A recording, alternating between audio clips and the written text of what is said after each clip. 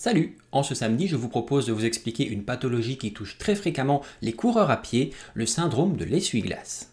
Si vous n'en avez jamais entendu parler, il ne s'agit bien entendu pas d'un problème de mécanique automobile, parce que j'y connais strictement rien, c'est un problème de mécanique musculaire. Allez, parlons de tout ça aujourd'hui.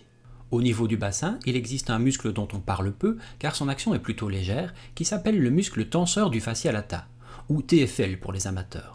Ce TFL prend son origine sur la partie latérale du bassin, dans la région latérale de la fesse.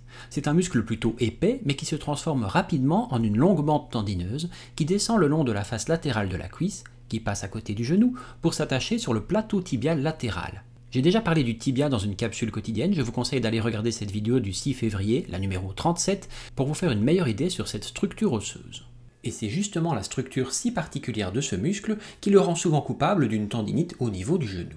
Les symptômes du syndrome de l'essuie-glace comprennent une douleur sur la face latérale du genou lors de la flexion de celui-ci, un claquement parfois ressenti lors de la flexion du genou, le genou qui peut sembler chaud et gonflé sur sa partie latérale, et surtout une douleur majorée lors de la montée ou de la descente d'un escalier ou lors de la pose du pied lors de la course à pied.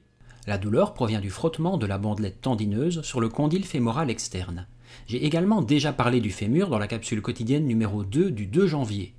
Lors du mouvement de course à pied, cette bandelette passe comme un essuie-glace devant le condyle fémoral externe, et si les conditions sont remplies, cette bandelette va venir frotter sur le condyle à chaque passage et sur la petite bourse séreuse qui s'y trouve, provoquant au fur et à mesure une inflammation localisée qui va s'aggraver à chaque flexion du genou et la pose du pied au sol. Ce frottement va provoquer une bursite et non pas une tendinite. Oui, en réalité, c'est une petite bourse séreuse qui s'enflamme et non pas le tendon du muscle. Bon, c'est de l'étymologie, donc c'est un peu du détail pour les personnes qui regardent ici, bien entendu. Au final, le résultat est le même, il y a une douleur. Mais bon, c'est important d'être précis, vous trouvez pas? Le diagnostic de syndrome de l'essuie-glace se fait avec l'aide de votre médecin traitant ou éventuellement d'un kiné sportif, et le traitement se fera principalement via une modification du volume d'entraînement, des séances de kiné pour améliorer la douleur et l'inflammation, et parfois un changement du matériel utilisé. Voilà, j'espère que cette vidéo vous aura permis d'en apprendre un peu plus sur cette pathologie.